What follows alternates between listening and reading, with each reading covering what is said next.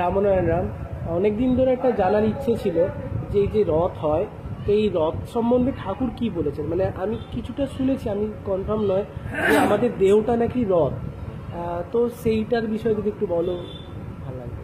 ঠাকুর বলছে যে এই তোমাদের বাসের কাঠের রথের কথা বলা হয়নি, এই যে সপ্ত ধাপ এগুলো দেহের সপ্ত রথের। আচ্ছা, তুলাদার সারিস্তার মণিপুর অনাগত বিশুদ্ধ আকাশ সংস্কার, এই সপ্ত ধাপের উপর বসে আছে জগতের নাম, তিনি জগন্নাথ। যার চক্রে এই জগৎ চলছে রথের চাকা। হ্যাঁ, আচ্ছা, এটাই হলো রথ। তো তাহলে তো এগুলো চেঞ্জও হবে, মানে একবার শেষ হওয়ার পর আবার তো ঠাকুর বলেছেন আবার একটা মূলাধার সাধিষ্ঠান অনত, মানে এই চক্রটা চলতেই থাকবে। এইটাই, ওখানে গিয়ে রথ থাকবে।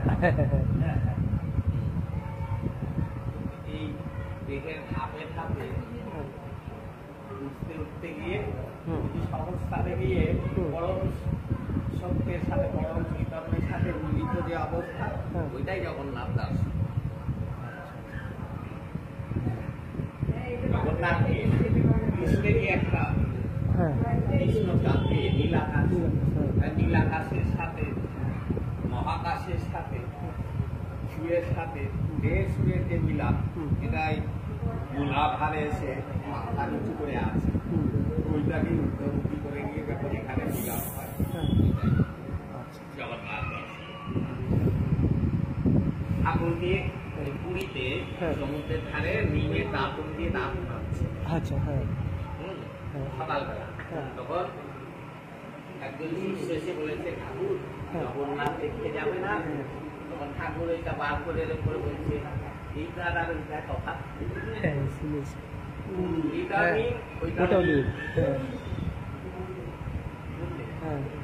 ওটা নিম মানে বুঝলাম, জগন্নাথ তো নিম কাঠ দিয়ে তৈরি। আচ্ছা, আবার মন্দিরে নিয়ে গেছে ঠাকুরকে না বলে শিষ্যরা নিয়ে গেছে মন্দিরে। এবার ঠাকুর মিউজিয়াম, যে মূর্তি দেখছে, দ্বীপ টানছে, এটা ওটা দেখছে। কত বয়স হবে? মানে যুবক। এবার পুরোহিত বলছে, হ্যাঁ মায়ের জীবে হাত দিয়ে চুরি করতে শিখতে না। এখন ঠাকুর যেরকম বলে যে তোমার মা কি এরকম নাকি লেগে যায়, অভিশাপ দেয়, আমি তো জানার জন্য দেখছি। তারপরে সে শিষ্যগুলোকে বলছে, তোরা আমাদের না বললে এখন লেগে গেছে, আমি তো ভাবছি মিউজিয়াম, আইনা দিনা দেখতে সব পুরোনো মূর্তি। তাহলে এখন যে সব জানে, জানে নাকি, তাই না? কিন্তু সব সর্বমাত্রায় উপর। হ্যাঁ, তুমি ফাঁকি দিতে পারো জগৎ, ফাঁকি দিতে পারবে না বিবেককে আর আমারে, তাহলে এরা ফাঁকি দিল কি? ভুল কথা বলে নিয়ে গেল মন্দিরে, দেখে ঠাকুর কি করে। তার মানে কি, ঠাকুর সবসময় ওটা সেই ক্ষমতা জ্ঞানের অবস্থাটাকে সুইচ অন করে রাখতে। ঠাকুর চাইবেন এটাও হতে পারে যে ঠাকুর চাই, ঠাকুরের মানে মনের মধ্যে হলো যে ওরা দেখতে চাইছে আমি কি করি, তাই ঠাকুর মানে ভক্তদের মনস্কামনা পূরণ করে সেই ইচ্ছাটা পূরণ করলেন যে দেখো আমি কি করি। মানে ভক্তরা জানতে চাইছে ঠাকুর কি করেন, ঠাকুর দেখিয়ে দিলেন আমি কি করি। না, তাহলে বলতেন না, আমাকে বলে আসা উচিত ছিল।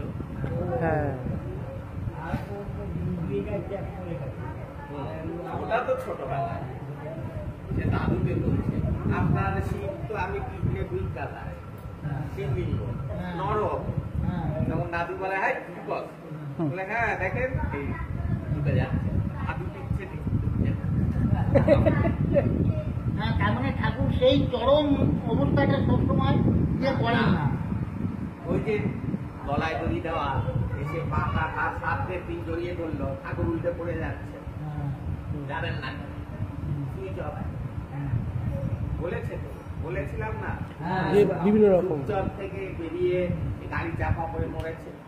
এখন বললো ঠাকুর তোমাকে দর্শন করে গিয়ে মরে গেল, বলে আমি এখন চোখে খুলি দিয়া দিচ্ছি। এইসব আর মানে একে বাঁচাও, তাকে চাকরি দাও, বিয়ে দাও, বাচ্চা দাও, এই করতে গেলে আর হবে না। তালা রীতি নিয়মে যা হয় হোক। একদিন চলে ঠাকুর বসে মানে দর্শনের সময় প্রচুর লোক ঠাকুর খেলে, ঠিক আছে। এবার আমি তখন তো অনেক বয়স্ক, তখন আমি কিশোর। এবার চোখ বুঝে বসে শিষ্যগুলো আসছে, প্রণাম করে ব্যাগার মুখে চলে যাচ্ছে। এবার আমি কিছু ভেবে না, সরল মনে যেরকম দেবতার আসন থেকে ফুল নিয়ে দেয় না, পুরোহিত যেমন দেয়, ওই রকম আমি ঠাকুরের আসন থেকে ফুল নিয়ে ওদের দিচ্ছি। ওরা নিয়ে চলে যাচ্ছে। ওখানকার একজন, তার নাম শঙ্কর, সে আমায় বলছে তুমি কি ঠাকুর নাকি, ওদের আশীর্বাদ দিচ্ছি। আমি তো ওই ভাব নিয়ে করিনি, আমি তো ঠাকুরেরই আশীর্বাদটা শুধু ওদের হাতে দিচ্ছি আসন থেকে নিয়ে। এবার ঠাকুর চোখ, আর মনে মনে ভাবছি ওরা আসছে, ঠাকুর দেখতে পাচ্ছে না, ওদের এত কষ্ট হচ্ছে, আমি দিয়ে দিয়ে ঠাকুর চোখ খুললেন। চোখ খুলে আমাকেই বলছেন, আমার দিকে তাকিয়ে, আরে এইসব আসে, বিয়ে দাও, বাচ্চা দাও, চাকরি দাও, পেট খারাপ, জ্বর, এই জন্য আমি আইছি।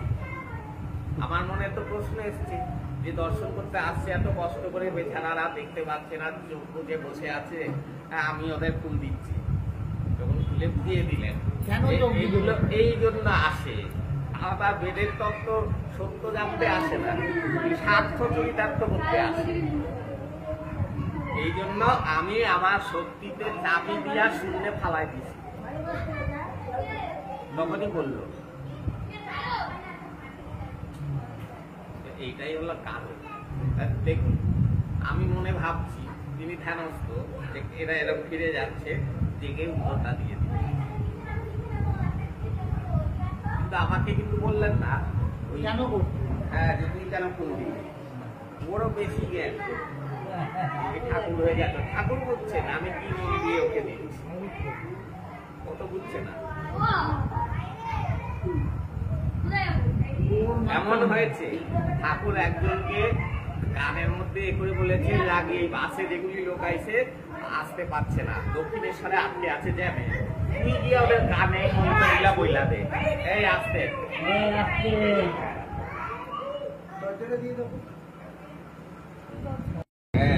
এবার সেটা যদি সবাই প্রচার করে যে কেউ হ্যাঁ আমরা দিতে পারি এখন, ওইটা এটা তো না, তার জন্য ওটা তো তার জন্য সেই সময়ের জন্য দিয়া ওদের গানে মনটা করে যাবে। সে দিয়ে এলো, এই যে ঠাকুর কাগজে দীক্ষা নিতে, শুধু বাংলাদেশের কত লোক এটা দীক্ষা নিয়েছে, একজন বই নিয়ে গেছে, বলে যে এটা তোমার মন্ত্র, সে কি দীক্ষা দিল? আবার সে ভাবছে একটু কাগজে আবার কি দীক্ষা হয়, শুধু আসল দীক্ষাটা চলে গেছে, এটা শুধু মন্ত্রটা গেছে।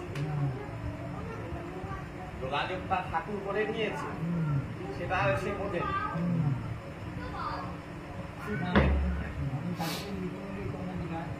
কারণ ঠাকুর যদি কাউকে মন দিয়ে গ্রহণ করে নিল, ওইটাই দীক্ষা। আমি নিয়ে নিলাম।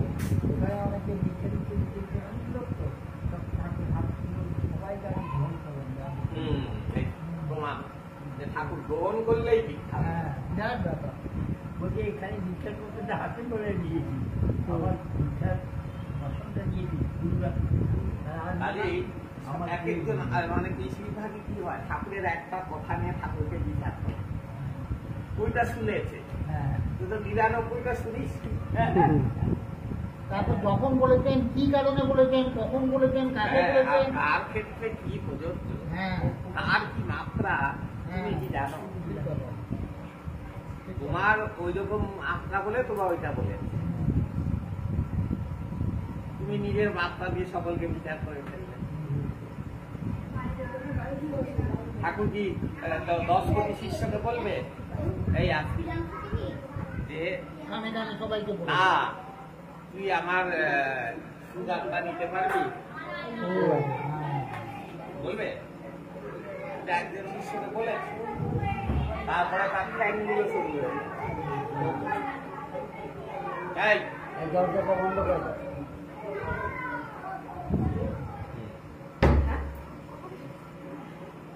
বুঝলে? তাহলে যার যার যোগ্যতা অনুযায়ী ঠাকুরের সঙ্গে তার সম্পর্ক সেটা কখনো আরেকজনের সাথে মিলবে না। কেউ যদি ঠাকুরের সাথে একজনের কথোপকথন বা সম্পর্ক ওঠা বসা দেখে ভাবে আমিও এরকমই, আমিও এটা করি, তাহলে হবে না। তার জন্য ঠাকুরের সাথে তার অন্যরকম। কাউকে হয়তো ঠাকুর লাফি মেরে একটা দূর করে দিলেন ঘর থেকে, আরেকজনকে বললেন বয়, সে ভাবলো আমি বেশি দেব না, কিন্তু ঠাকুর ওকে লাফি মেরে এই জন্য দূর করতে পারে যে এদের সঙ্গে থাকলে তুই নষ্ট হবি যা।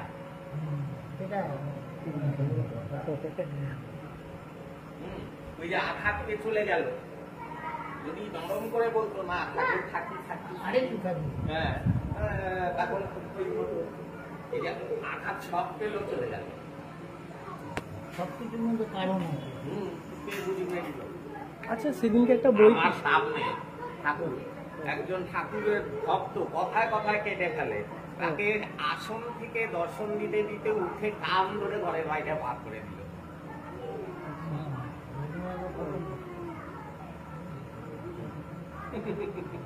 চিন্তা করো, নিজে উঠে পড়লো, দুটোর কান ধরে মহিলা, তাতে কনকপ্রভা দেবীর তত্ত্ব জিজ্ঞাসা বইটা থেকে, কনকপ্রভা দেবীর তত্ত্ব জিজ্ঞাসার বইটা থেকে বাবা পাঠ করছিল, তো ওখানে ঠাকুরকে প্রশ্ন করা হয়েছে যে এরকম সংসারে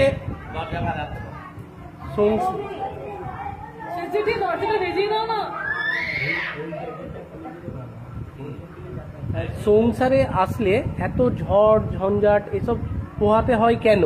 তো ঠাকুর উত্তরটা অনেকটা দিয়েছে। তার মেন কথা যেটা, যে সংসারে এই ঝড় ঝামেলা বা এই যে দুঃখটা এই জন্যই পাওয়ার, যেটা ভিতটা পোক্ত হয়।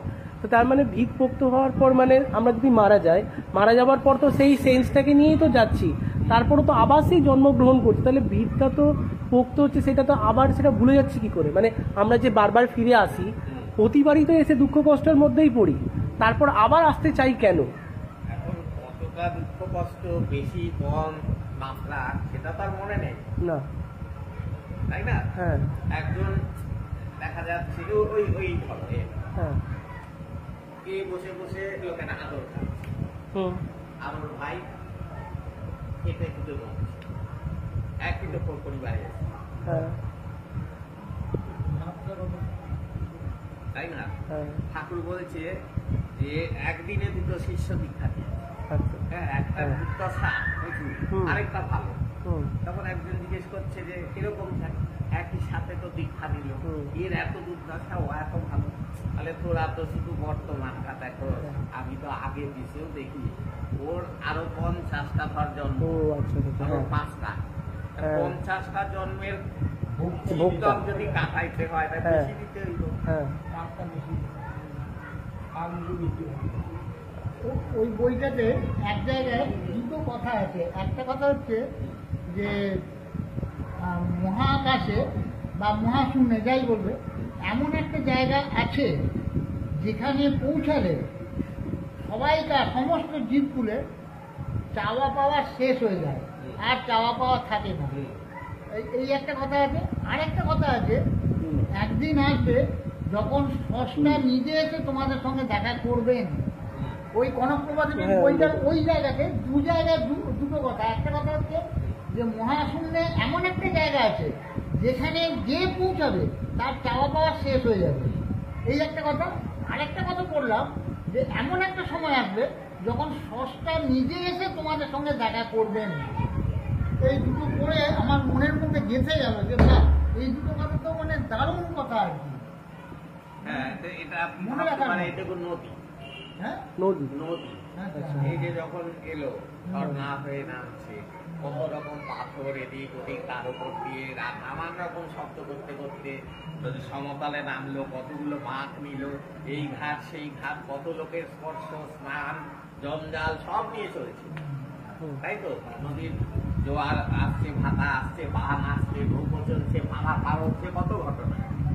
যে মোহনায় গেল কিচ্ছু নাই। তখন সেই সমুদ্রের সাথে তার সাক্ষাৎ হয়ে গেল, তাই তো? তখন সে আর নিজে হারিয়ে গেল, তখন সে বিলীন হয়ে আছি এই অবস্থায় চলে গেল। কখনো হারিয়ে যায়, কখনো ফিরে পায়, পিছিয়ে আসে, দেখে আছি তো, আবার কি মোহনায় গিয়ে পরে আবার দেখে নেই, বুঝলেন? ওখানে হচ্ছে আবার কিছু নেই, ও খালি তখন সাবন। আচ্ছা, চাওয়ার ইচ্ছাটা কি করে? হ্যাঁ, চাওয়ার ইচ্ছাটা শেষ হয়ে যাবে কি করে? মানে চাওয়ার ইচ্ছা, হ্যাঁ, চাওয়ার ইচ্ছা শেষ মানে চাওয়া বলছে ঠাকুর এই যে এখানকার, আচ্ছা, এই পরিবেশ মানে তখন আশা, হ্যাঁ, চাইতে আর হবে না, ওই জন্য চাওয়া। আচ্ছা, তখন এতই ধারা বইবে, হ্যাঁ, তাতে আপ্লুত হয়ে, হ্যাঁ, আর নতুন করে কিছু আর ইচ্ছা থাকবে না, কারণ তোমার মানে ইন্টেনশনই থাকবে, পুরে বিপর হয়ে গেছে। কি বেরোচ্ছে, মানে অবাক্য বলছে না, শুধু তাকিয়ে থাকা ছাড়া হ্যাঁ, শব্দ আছে, অবাক।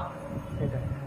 এখানে যেমন মহানদের নিয়ে, দেব দেবতা নিয়ে আমরা সংস্কারের এই যে মহানাম মহামিছিল আমরা করি, ধর্মীয় আলোচনা করি, ওখানেও কি এরকম কোনো মহানদের নিয়ে আলোচনা হয়? কোথায়? এই সেই সকল জায়গা সর্বত্রই আলোচনা করে। ঠাকুর বলছে না, এই যে এই সৃষ্টিটাকে যারা ধরে রেখেছে মহানরা, যাদের অনুরোধে এসেছে, কেন এসছে? কেউ হতে পারছে না, আলোচনা হয়েছে, তাই না? যে কেউ 100% হতে পারছে না, তাহলে কি করা যায়? আমরা 6-7 জন নেমে পড়লাম নিয়মগুলো জেনে।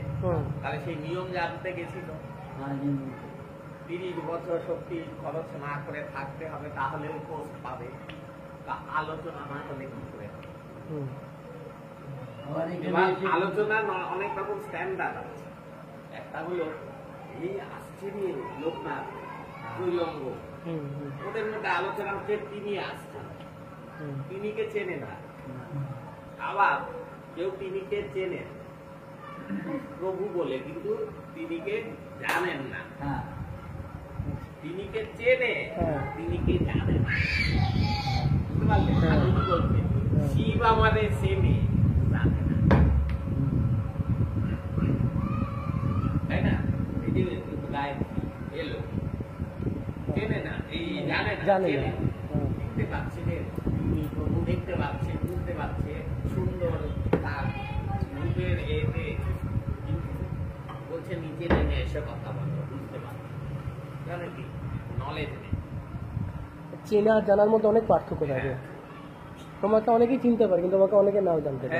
কারণ কি, বসবাস না করলে কি করে জানবে? আমি চিনি এটা রুমা, কিন্তু ও কি সব কি অসব, হ্যাঁ, ওর হিংসা আছে না হিংসা নেই, পরের দুঃখে কাঁদে কি আনন্দিত হয়, না থাকলে বুঝবে কি? উপরে উপরে সবাই ভালো, কিন্তু ঠাকুর কি বলছে, ভিতরের রূপ দেখাই দিলে আর কারোর লাগে ঘর করতে পারবি না। গরু স্বামীর কথা বলবি, তার লাগে ঘর করি পালাই, মনের চিত্র যদি সবার দেখিয়ে দেওয়া হয়, এই জন্যে কারোর কাছে ভালো না হয়, নিজের কাছে ভালো। তুমি মনে মনে কলুষিত রয়েই যাচ্ছ, লোককে ভালো দেখাচ্ছ, মানে তাকে বাস দেবো, তাকে মেনে নামাবো, প্রতিশোধ নেব, ভাবছে কেউ বুঝছে না, মন সব ছবি তুলে চৈতন্য ভরপুর হয়ে যাচ্ছে তোমার ওই চরিত্র। এগুলো প্রকৃতিতে গিয়ে সব জমা করছে, তোমার কাহিনী ওইটা নিয়ে পরে যা, এই যে করেছিলি যা, এইগুলোই তুই জমিয়েছিস, এই দেহের এ দিয়ে যা, এই যে জিজ্ঞেস করছিলি কেন যে পরবর্তী এরকম হয়, ওই কণাগুলো ওই জঞ্জাল নিয়েই তো এলো তোর দেহ নিয়ে, এবার সেইটার জন্য আবার পরবর্তীতে ওইগুলোই তোমার এই 3-4 দিন আগে ব্যক্তিগত একটা কথা বলছি, 3-4 দিন আগে আমি আরো কলকাতা যাচ্ছিলাম। কলকাতা রিলবার ওই রকম জায়গায় ট্রেনটা অনেকক্ষণ দাঁড়িয়েছিল। তা আমার হঠাৎ মনে হলো এই ট্রেনটা বোধহয় 10 নম্বর প্ল্যাটফর্মে ঢুকবে। যে অনেকক্ষণ দাঁড়িয়ে আছি, দিয়ে তারপরে ট্রেনটা যখন ছাড়লো, ছেড়ে তাও প্ল্যাটফর্মের নাম দাঁড়ালো, আমি নামলাম, আমরা নামলাম। ও বললো এত করে লেখা আছে প্ল্যাটফর্ম নম্বর 17, কিন্তু সেটা অন্য ছিল। কিন্তু ওইটা সত্যিকারেরই 10 নম্বর প্ল্যাটফর্মেই ঢুকিয়েছে। মানে চন্দ্রনগর থেকে কাটোয়া থেকে ট্রেনটা ছাড়লো, ছেড়ে 10 নম্বরে ঢোকানোর কথা নয়, দাঁড়িয়ে রয়েছে অনেকক্ষণ। তখন আমার মনে হলো হঠাৎ করে ট্রেনটা 10 নম্বর প্ল্যাটফর্মে ঢোকাবে। গিয়ে দেখলাম, তখন ও বললো এইটা 10 নম্বর প্ল্যাটফর্ম। আমি আর ওকে অতটা খুলে বললাম না, কিন্তু আমি নিজে বুঝলাম এইটা আমি মানে 8 ঘন্টা আগে দেখতে পেয়ে গেছি যে ট্রেনটা 10 নম্বরই ঢোকাচ্ছে। কি করে হলো আমি তো বুঝতে পারলাম না, কিন্তু আনন্দ হলো যে জানতে পেরে। বললো আগের জন্মে কোন টেম্পারেচারে ওয়ার্ক হয়েছে সেই অনুযায়ী পরের বার্থডে এত মাস। আচ্ছা, তাহলে ধরো একটা ভালো চিন্তার মধ্যে আছি, এবার ওই ধরনের চিন্তাও তো আসে যেগুলো মানে মনকে কুলুষিত করে, তাহলে সেগুলো কি প্রভাব ফেলে? তাহলে সেগুলোকে মানে ধরো একটা নাম জপের মধ্যে আছি, সেখানে মনটা একটা ভালো মাত্রার মধ্যে যাচ্ছে, কিন্তু মনের মধ্যে তার পরক্ষণেই তো বিভিন্ন রকম চিন্তাগুলো আসে এবং কখনো কখনো সেগুলো বেশি হয়। তো সেই চিন্তা কি মানে আমাদের যে ভালো চিন্তাগুলোকে মানে গ্রাস করে নেয়? মাস্টার ওই যে বলেছে জীবনে যত চিন্তা করেছো, কথা বলেছো, তার থেকে নাম জপ বেশি হতে পারে। তোমার যদি নাম জপ তার থেকে বেশি হয়, তাহলে চিন্তাকে খেয়ে নেবে। আচ্ছা, চিন্তা যদি বেশি হয়, নাম জপকে খেয়ে নেবে। আচ্ছা আচ্ছা আচ্ছা। তুমি নাম করলে, জপ করলে, আর্থিক পারলে কত? ওইটাতেই মাইনাস হয়ে যাচ্ছে। রইল না। হ্যাঁ, ওনার অপকীর্তিগুলোকে পরিষ্কার করতে চলে যাবে। আচ্ছা, আরেকটা জায়গা নিয়ে এসছে এত বড় একটা হারপিক বা ফিনাইল বা অ্যাসিড, তোমার বাথরুমে খেওলা নেই, ভর্তি আছে মাসের পর মাস, আর তোমার বাথরুমে ভর্তি শ্যাওলা, কয়দিনই শেষ। তাহলে এই নাম জপ গুলো তোমার জঞ্জাল যত মনে নেই তত কাজ করবে, আর যত থাকবে ওগুলোকে পরিষ্কার করতে কাটবে। যদি নাম জপ করবে, কীর্তি বন্ধ করবে, দুটোই চলছে একসঙ্গে। তাহলে খাতাটা যেটা সূত্র রয়েছে জানে ওরা।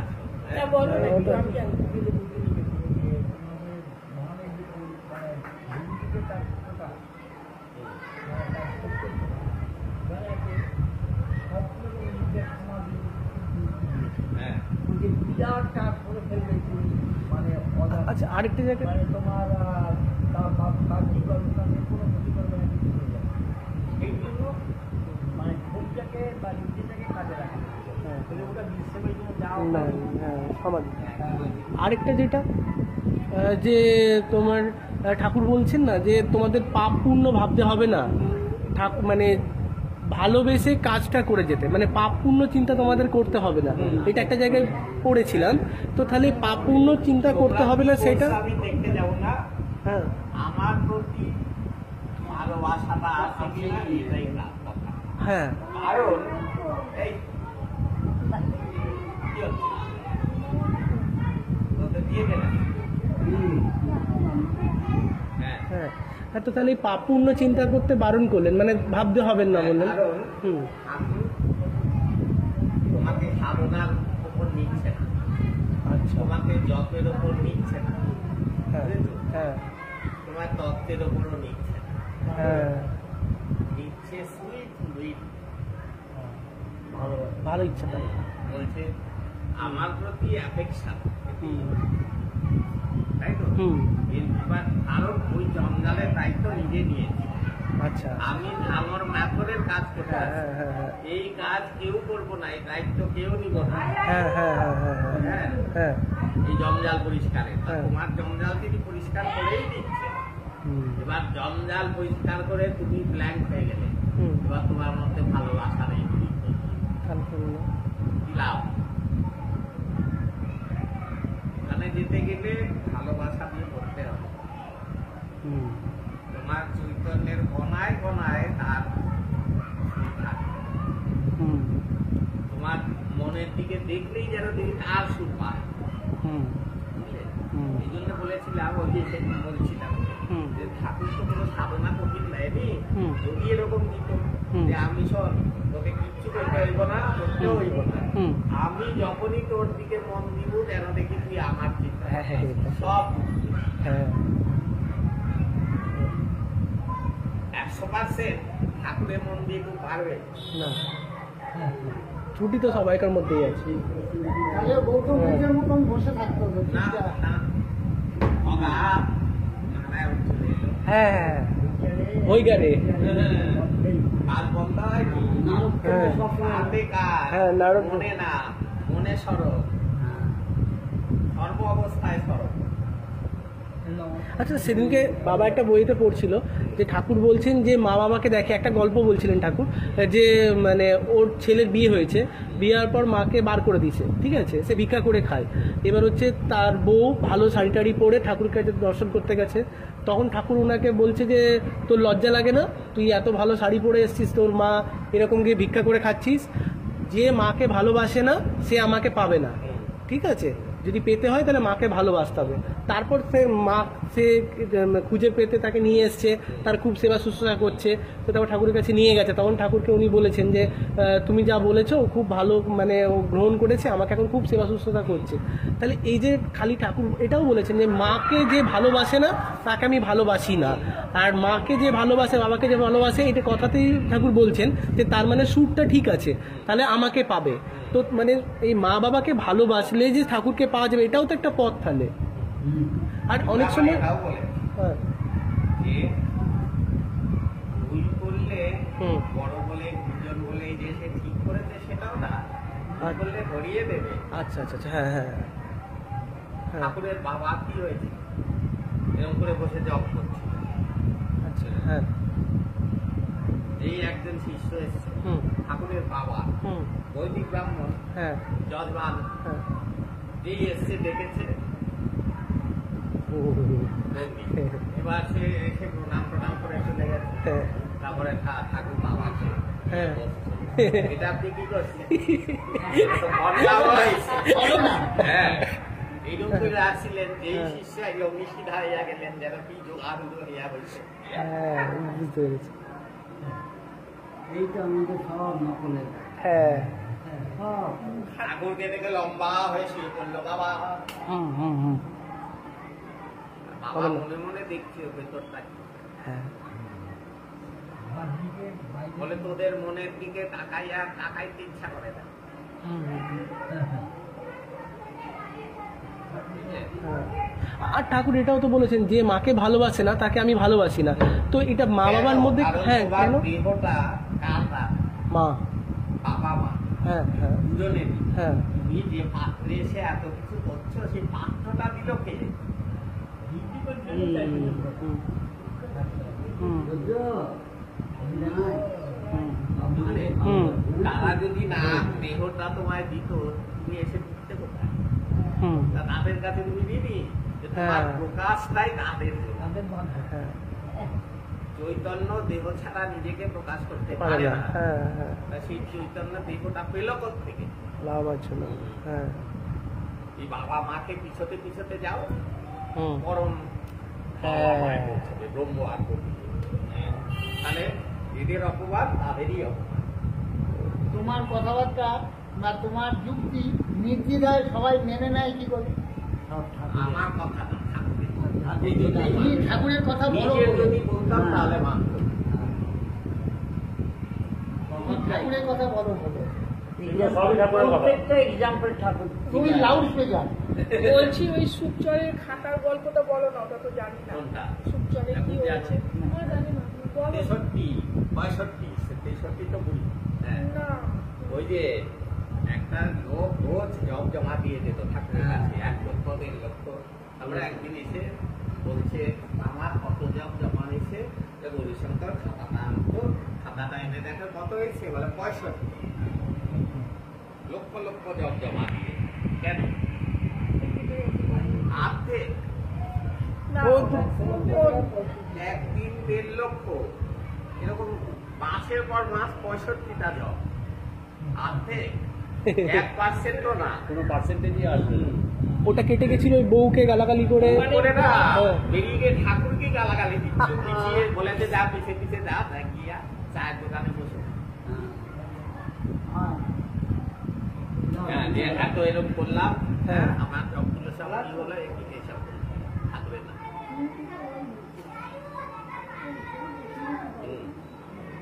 তো জব মরা সহজ, রাখা কঠিন। বুঝলি? তেমনি ঠাকুর বলছে যে শেষ অবধি, শেষ মুহূর্ত অবধি গুরুকে ধরে রাখতে হবে। এখন ভালো, পরে বাস দিলা তাইলে হইল বলেছে। এখন দুটোই থেকে যাওয়ার কথা, এখন ভালোটাও থেকে যাওয়ার কথা, পরে মাসেরটাও থেকে যাওয়ার কথা নাকি, প্লাস মাইনাস। মানে এখন আমি মন প্রাণ দিয়ে জব করছি, এবার কোনো একটা ইয়ে হলো, মতিভ্রম হলো, ঠাকুর থেকে সরে না না না না, মরণকালের মাত্রাটাই ও মেন। ওই যে মরার সময় যেন গুরু স্মরণ থাকে। ওই মাধ্যমিকটা দিতে কারণ বুঝেছি। কি বলছি, এমনিতে হবে, কিন্তু মরণের সময়টা একটা এক্সট্রা টিক দিয়ে দেবে। রকেট বেরোতে গেলে হ্যাঁ, ঘন্টায় 25,000 মাইল স্পিড মিনিমাম লাগে। বেরোনোর সময়। হ্যাঁ, নইলে মুক্তি দেখতে স্তর ছেড়ে বেরোতে বেরোতে পারবে পারে না। না। হ্যাঁ, বেরিয়ে সেই জন্য এই মরণের সময় গুরু স্মরণটা একবার সাত করে। আমার শাশুড়িকে আমি ঠাকুরের কাছে লেক টাউনে নিয়ে গেলাম, শাশুড়ি দীক্ষা নিলেন, জব করেছেন, কিন্তু বাড়িতে কোনোদিন নাম দেওয়ার মতন পরিস্থিতি ছিল না বলে নাম দিতে পারেননি। কিন্তু ও গেলেই জিজ্ঞেস করতো আজকে কোথায় নাম ছিল, কেমন নাম হলো, কি নাম করলি, এটা কি হলো। যাবার সময় যখন চলে যাচ্ছেন, ও দেখা করতে গেছে, বলছে আমাকে একটু রামনার নাম। না না না না, দাদি ওটা বলেনি, মাকে বলেছিল যে এরকম আমি না ঠাকুরকে ইয়ে করতে পারছি না, নাম করতে পারছি না, স্মরণ করতে পারছি না। তখন মা আমাকে ডাকলো, মা এটা বলেনি। আমি যখন গেলাম আমি বুঝতে পারছিলাম যে আর দিদার বেশিক্ষণ নয়। তো সঙ্গে সঙ্গে আমার মানি ব্যাগ থেকে ছবিটা বার করছিলাম, তো দেখলাম ছবিটা ছোট। তো আমার যেহেতু স্মার্টফোন, আমি দেখলাম ওয়ালপেপারে ঠাকুরের ছবিটা আছে বড়। তো সঙ্গে সঙ্গে ফোনটা যখন বার করলাম, তখন সুপচরে সেই ওপরের ঘরে যে ছবিটা থাকে, সেই তীক্ষ্ণ দৃষ্টি দিয়ে সেই ছবিটা দেখে দাদি অনেক কষ্ট, দাদি বলি আর কি, তো অনেক কষ্ট করে হাত দুটো বার করলো, লেপে তখন শীতকাল ছিল, হাতগুলো বার করলো, তো মোবাইলে পাটাকে হাত দিয়ে প্রণাম করলো, মাথায় নিল, বললাম রাম রাম বলো, তো শুনতে পাচ্ছিল না। মাকে বলতে বললাম, মা বললো, কিন্তু আমি 3 বার মানে এত জোরে রাম রাম বললো, আমার যেটা মনে হলো যে আমরা যখন যত জোরেই নাম করি, কিন্তু তার মধ্যে আমাদের সেই ইচ্ছাটা থাকে না, মানে বোঝাই যাচ্ছিল যে সমস্ত কিছু অফ হয়ে গিয়ে খালি নামটার প্রতি দিদার সেই মুহূর্তে অ্যাটেনশনটা ছিল, সেইটা কিন্তু মানে বুঝতে পারলাম। এবার মৃত্যুর সময় তো সকলে বুঝতে পারে। হ্যাঁ, মানে এটা মনে হচ্ছিল যে বললো এবার আমি চলে যাচ্ছি, হ্যাঁ কি বললো? হ্যাঁ, যে শোনো, টাটা করতে করতে চলে গেছিল। হ্যাঁ, কিন্তু ও কিন্তু একটা মাঝামাঝি অবস্থায় তখন জীবন নিতে, হ্যাঁ, ওই দিকও বুঝছে, এদিকও বুঝছে। হ্যাঁ, আর কেউ নেই।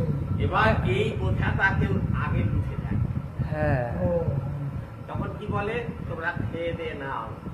হ্যাঁ, হ্যাঁ, বলে একটা মাদুর পেতে শুয়ে পড়ি, সবাইকে খাইয়ে। হ্যাঁ। খাটেও শুলো না, হ্যাঁ। খাটটা মরার খাট। হ্যাঁ, হ্যাঁ, মাটিতে মাদুর পেতে শুলো, হ্যাঁ। শুয়ে হ্যাঁ, দিদা যাওয়ার আগে নির্ভর করে তোমার কর্মের উপর। হ্যাঁ, মানে বুঝলা? আমার 2 মাসি ছিল, মা ছিল, মাসি ছিল, আরেক মাসি নিচে ছিল, দিদা ওপরে ছিল। ওই বড় মাসিকে ডেকে পাঠিয়েছিল, আসার পর বড় মাসি দাঁড়াতেই হাতে মানে টাটা করে চলে গেল, ওইটা হয়েছে।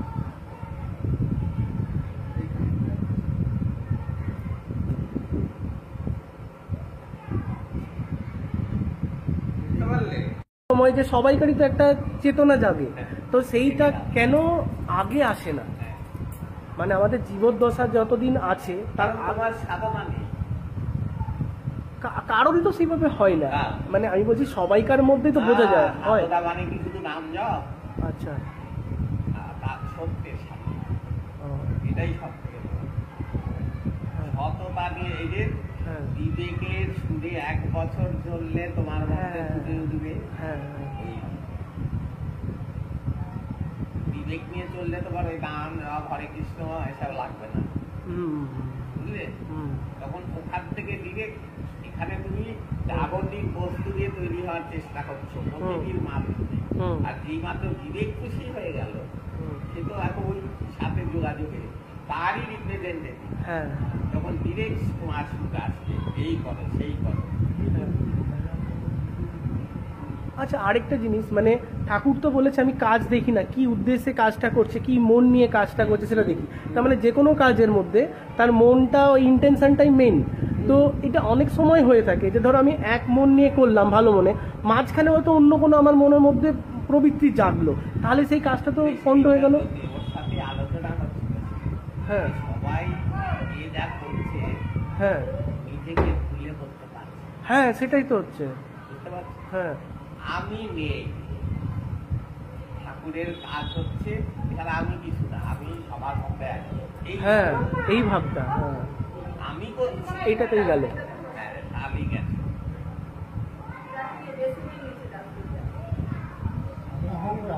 আজকে আমি তত্ত্ব বলছি। হ্যাঁ এটাই তাহলে গেছে। আজকে একটা কোথায় পড়ছিলাম, ওখানে মানে বলা আছে ঠাকুর নাকি এরকম বলছে, আমি খালি বাহক বহন করছি। এই যে আমি কি বললাম, এই যে ঠাকুরের মূর্তি, হ্যাঁ। হাজার চেষ্টা আমার হতো, ঠাকুর যদিও নিজে ইচ্ছা না হয়, হ্যাঁ হ্যাঁ হ্যাঁ বুঝেছো? হ্যাঁ মূর্তির মধ্যে এই যে বাধায়, হ্যাঁ এইটুকুনি, হ্যাঁ এটা এমনি আর্য, হ্যাঁ ওই তো রয়েছে তো। হ্যাঁ। হ্যাঁ তাহলে আগে যে আমি বলছি, হ্যাঁ আমি নিজে বলছি, হ্যাঁ ঠাকুরের জিনিস বলছি। হ্যাঁ এইটা কিন্তু আমাদের যে মূর্তিটা তৈরি করে দিয়েছিলেন পাথরে, ওনার সঙ্গে তো পরিচয় ছিল না, অথচ উনি গভর্নমেন্ট থেকে প্রাইজ পেয়েছেন। যখন প্রথম গেলাম মূর্তিটা আনতে, তখন কিন্তু এই কথাটা বলেছিলেন যে আমি তৈরি করিনি, উনার কৃপাতে এটা হয়েছে, এটা কিন্তু উনি বললেন। উনি প্রফেশনালি মূর্তি তৈরি করেন, কিন্তু এই ব্যাপারটা উনি বললেন ঠাকুরের দীক্ষিত। যেটা উনি উপলব্ধি করেছেন যে এটা ওনার দ্বারা হয় না।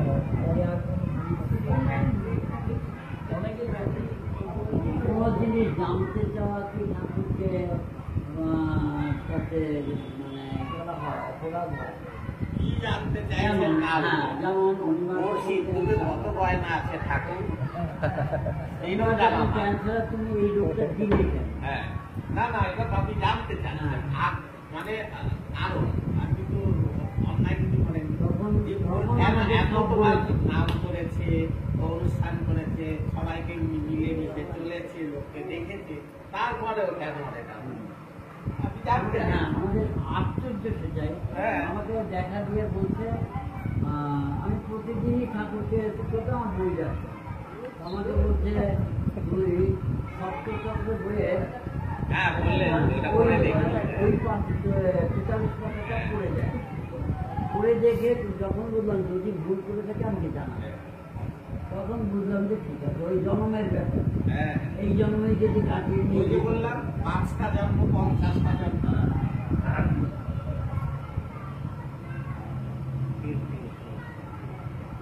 আমার কি কম নাকি? আচ্ছা শোনো, এই যে জগন্নাথের জ্বর হয়, এই যে পান্ডারা বলে মানে মহান যারা মানে পুরোহিত, তাহলে এটা কি জিনিস? এটা তো আমার শুনলেই মাথা গরম হয়। না না, কেউ কি দেখতে দেখেছে? আমার গোপালের জন্মদিনে গোপালের নারী কাটার জন্য দরজাটা বন্ধ করে কে জানলো যে গোপাল আমি জন্ম গোপালকে লাথি মেরে চলে আসছে। মনে হয় কি ওদের ধরিয়ার মানে জগন্নাথের জ্বর হয়তো বুঝতে পেরে যাবে জগন্নাথ তোর কি হয়েছে হবে সেই যে না চলে আসবে মিথ্যা কেন না, না, মিথ্যা কেন ওই আমাদের তো ওদের দেখে আগের কালে মহাপ্রভুর সময় যদি কিছু হয়েও থাকতো, এখন কি হবে? সব চোর চিটিংবাজ। চোর চোরটারা লাভ পাবে ওই যে তিরুপতি কিছু নাই, সব পয়সা রোজগারে ঠান্ডা হয়ে গেছে তার দিকে। ওই চোখে থেকে বসে আছে সত্যি, চোখ থেকে গেছে, কিছু আর দেখতে পায় না। আর জগন্নাথ যেখানে থাকে সেখানে জ্বরের ব্যাকটেরিয়া উঠতে পারে, তখন তো গরমের সময় মুখে মাছ দিয়ে এই আবার কি শুনুন, আজ ঠাকুর বলছে একটা পাথরে বা মূর্তিতে যদি বংশ পরম্পরায় জাগ্রত মন্ত্রে সব চরিত্রে পবিত্রভাবে সাধনা করা হয়, সেটা ছাড়া দিবে। কারণ পাথর সব থেকে বেশি এই শক্তিকে টানে, যার জন্য আংটিতে পাথরের অ্যাট্রাকশন, শক্তির এনার্জি টানার ক্ষমতা সব থেকে বেশি। যার জন্য হিমালয় গিয়ে বসে পাথর। হুম। মূর্তিগুলো সব পাথর। মানে সহজেই আকর্ষণ। হ্যাঁ, এই যে মূর্তি সব অস্থি পাথর বা এই নারকেল টাইপ যাই হোক, হাতের আংটি পাথর। মন্দির টন্দির আগে হতো না, হ্যাঁ হ্যাঁ। পাথরের মূর্তি। আচ্ছা, এই উচ্চতার উপর নির্ভর করে কিছু, মানে হিমালয় যেহেতু সব থেকে উঁচু, তো এই জন্য এখন না হয় মেটালও তো হতে পারতো, আরো টিকতো, পাথর তো ভেঙে যায়। হ্যাঁ। মানে বলা হয় যে মানে এই পৃথিবীর মাথা হিমালয় সমস্ত আধ্যাত্মিকতার দিক থেকে, তো এটা কি উচ্চতার উপর নির্ভর করে কিছুটা? উচ্চতা দিয়ে না, গুণ দিয়ে। আচ্ছা। সহস্রা, পৃথিবীর সহস্রা বলে পৃথিবীর হিমালয়। সহস্র হ্যাঁ, হিমালয়। কিন্তু ওটা তো একটা সময় সাগর ছিল, পাহাড় তো ছিল না। পৃথিবীর সহস্রা ভারত, কিন্তু পৃথিবী একসময় আগুন ছিল, হ্যাঁ। পৃথিবী একসময় ছিলই না, ছিল না। হ্যাঁ সূর্যও ছিল না, হ্যাঁ প্রকৃতিও ছিল না, হ্যাঁ সবই হয়েছে। হ্যাঁ। একমাত্র চিরকালীন হ্যাঁ। নিত্য সত্য, প্রকৃতিও অনিত্য সত্য, হুম। নিত্য শূন্যটা ছিল সত্য না? শুধু মহাসত্য। মহাশূন্যটা ছিল, আর মহাশূন্যটা ভরা ছিল মহা চৈতন্যতে। হ্যাঁ। চৈতন্যটা কোনোদিন সৃষ্টি হয়নি। না, হয়েছে যে চৈতন্যটা সৃষ্টির জন্য ওই একটা বহু হয়েছে, ওই বহু হয়ে সৃষ্টি হয়েছে। হ্যাঁ, কিন্তু একটা ছিলই। হ্যাঁ, এরকম তো হতে পারে যে একটা বহু হয়েছে, সেটা এবারে এর আগেও 5,000 বার একটা বহু হয়েছে, আবার একে মিশে সে গেছে। হোক না, কিন্তু ওই অনন্তটা চিরকাল, এটা এক থেকে বহু হয়ে গিয়ে আবার এক হয়ে যাবে এরকম না।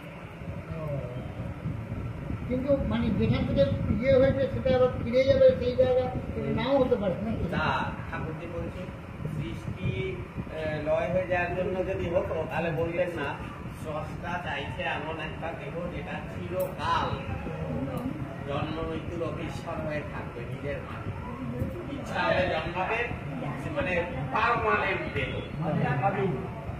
ওইটা নষ্ট হবে। না, তাহলে লয় হলে সেটা কি হয়ে যাবে?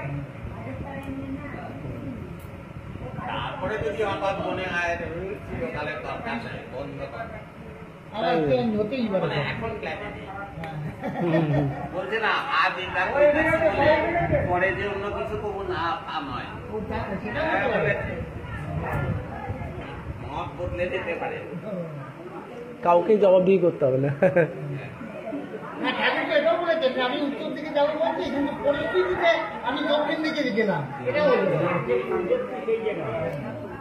আচ্ছা, আরেকটা জিনিস যে মানে এই কলি যুগটাতে, এই যুগটাতে নাকি যারা ঈশ্বরকে ডাকবে বা ওই পথে থাকবে তারা নাকি অনেক বেশি, মানে যারা সত্য যুগে ছিল তার থেকে বেশি এগিয়ে থাকবে। যারা সত্য যুগে নাম জপ করতো তার থেকে যে কলি যুগে যারা নাম জপ করছে তারা অনেকটা এগিয়ে যাবে। এটা কেন? মানে এখানে প্রলোভনটা বেশি আছে। ওটা তো পরিবেশ আছে, তো দিদির তো সব সৎ, তো বাবা মা সৎ, আচ্ছা। আশেপাশের লোক সৎ, হ্যাঁ। সব পবিত্র, এখানে তো সব জল যান, তার মধ্যে তুই ভালো হয়েছে।